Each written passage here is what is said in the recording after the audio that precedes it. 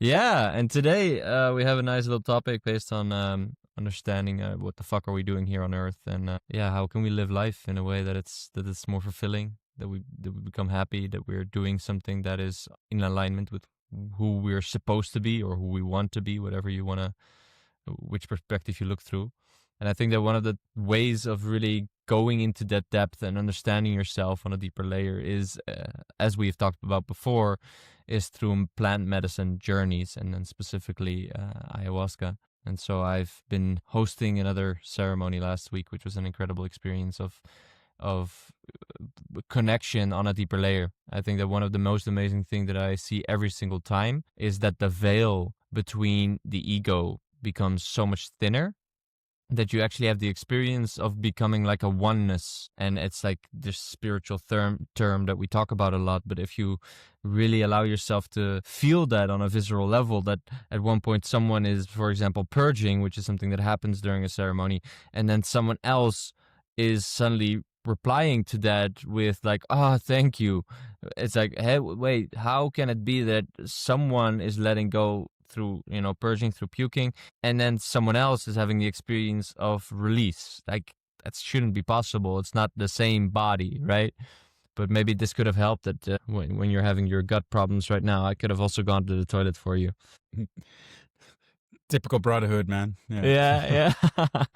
Yeah, right. We're there for each other. And so we grabbed this topic because I hosted a ceremony, but then afterwards I even attended a ceremony with my mentor, the one that taught me a lot about this beautiful medicine and who I actually journeyed with the very first time 8 or 9 years ago. And oh my God. I think that one thing that's very fascinating about the medicine is that it becomes more of a dance the more you do it. And also if you combine it with meditation versus like being thrown into a washing machine and just being like, oh, being taken on a journey. Really, it's like so much more. Also, when I did my own ceremony where I was a participant, I'm noticing like I have to take a sort of the lead as well. And the plant, which I see as a spirit that's communicating with you, is really asking me like, hey, what is it that you want? Where do you want to go? I'm here. Mm-hmm. We have an expanded consciousness. We can explore different topics. What do you want to do? Instead of me just being like, yeah, I just want to lay here and I want you to like show me just whatever you show me. And it's like,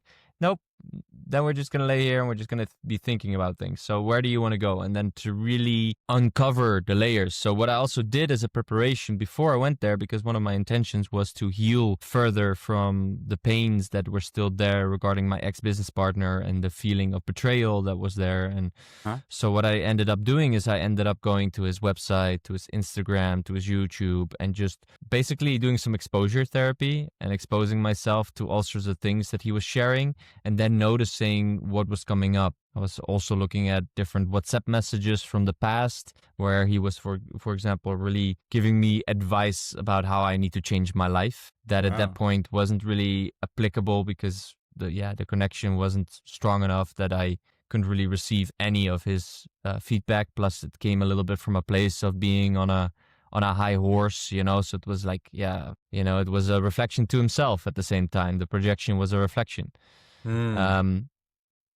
But by exposing myself to that and then going into the ceremony and really going into that feeling, because I noticed how looking at these things and also seeing, for example, his success that he's having right now, he has more followers and his business seems to be from the outside running well. And somehow that triggers then a part of me of like, oh, we could have created something really beautiful together. And that came then with this contraction when I was exposing myself to this.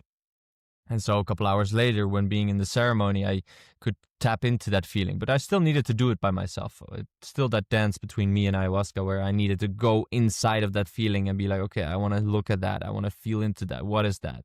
And so what started coming up is actually the layers of truth behind it. The reason why it was being reflected to me, and seeing one side of myself that is indeed busy with checking in with how other people value me and validate me.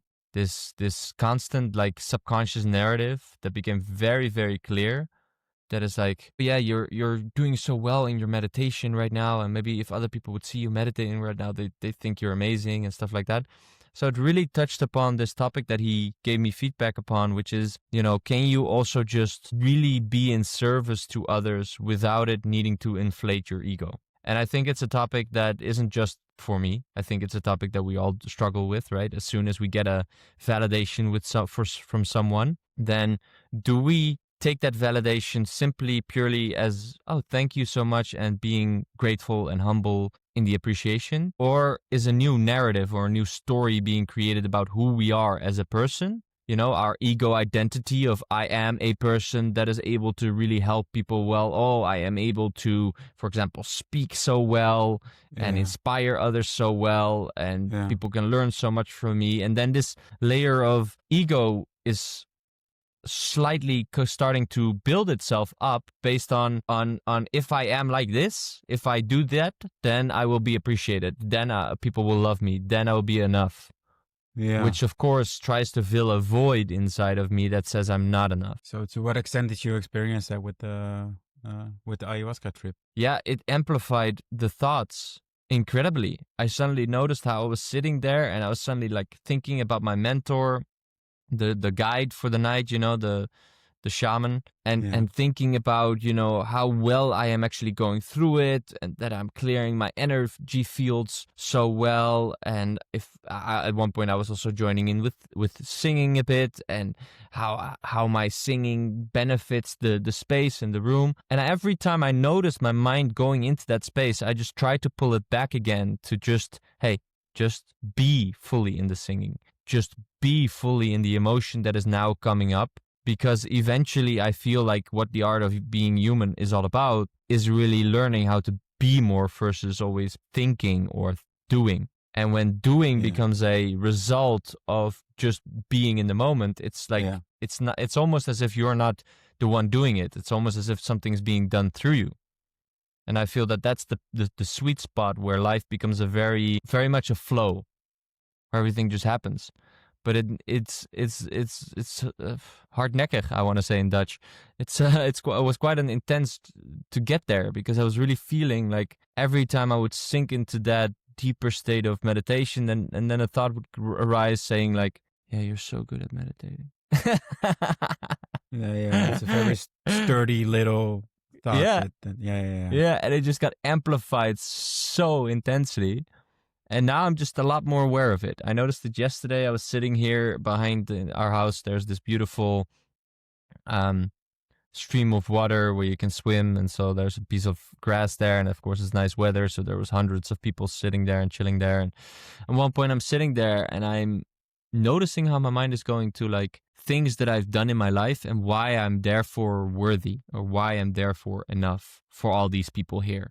Like, it wasn't at all logical, because, you know, I'm not talking to anyone there, but somehow my mind went again into this perspective of needing to be validated by the surroundings, by what I have done and who I have become. That's why the art of being human, being. It's all about being. And it's fucking difficult sometimes to practice, but as long as I'm anchored to the sense that being is the most important thing, I allow myself to be bored, I allow myself to feel any kind of emotion that I'm feeling, I can just sit there and be with it. So overall, just it's all about being, and ways to get yourself into being more, because also when you go for a run, it gets you more into your being in your body, right? Being in the presence is the biggest present you can give to yourself. Aho, my brother. Aho, that's very well said.